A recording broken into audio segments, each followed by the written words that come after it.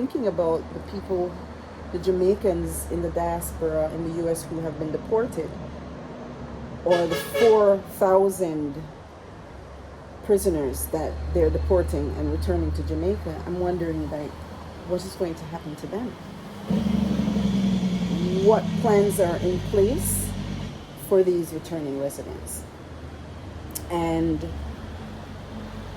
I also had a thought about my own return to Jamaica and how challenging it was to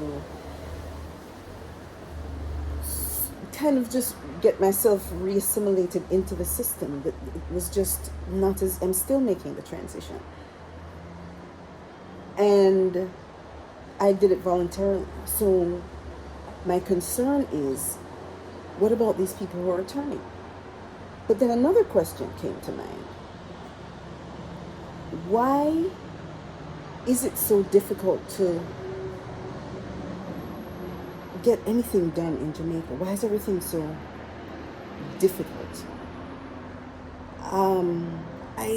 Why is it that people don't want to be here in this island paradise that everyone else in the world wants to be? Why is it that we don't want to come home? And so as I have been here observing, just absolutely shocked at some of the things that I'm observing here in Jamaica, it's no wonder people are afraid. There's a reason people are not comfortable or coming back home, or afraid to come back home. And I can only assign that responsibility to the tourism industry in Jamaica. That is Jamaica's biggest thing. They are touting it in the tourism industry, and that's where they direct everything, their energy, their money, the education, everything is directed at the tourist industry. As though the tourist industry is providing for the people on the island, providing a good livelihood for them. The tourism industry is probably one of the lowest paying industries in Jamaica in terms of work. The minimum wage in Jamaica that many of the tourism workers make is a little over $100 per week. And this is the industry that overshadows every other industry. And therefore, it is fueling the crime in the country, because there's hopelessness among the young people. Who wants to work in tourism industry? Who wants their children to go into that industry? So what people do here is you educate your children and try to get them to leave the island. And so if you don't have that opportunity, you have to find other ways of generating money. And then that creates now the criminal element.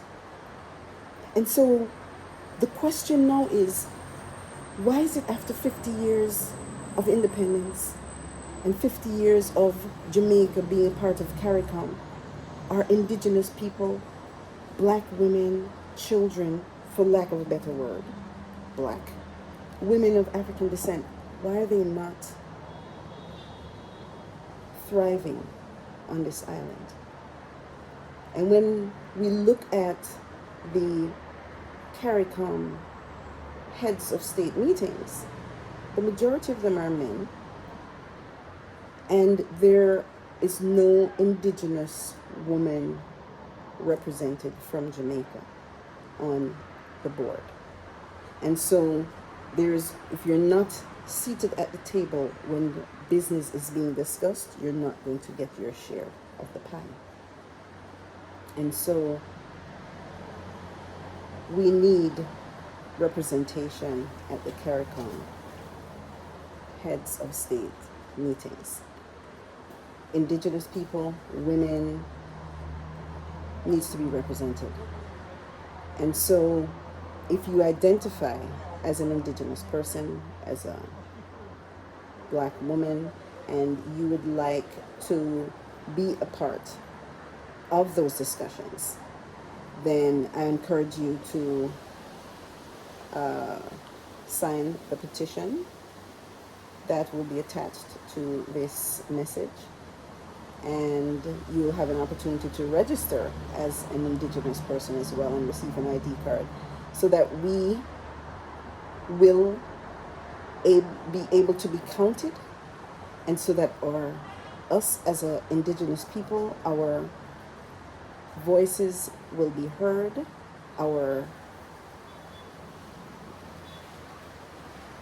culture, our spirituality, our economic development will be considered when these heads of state meet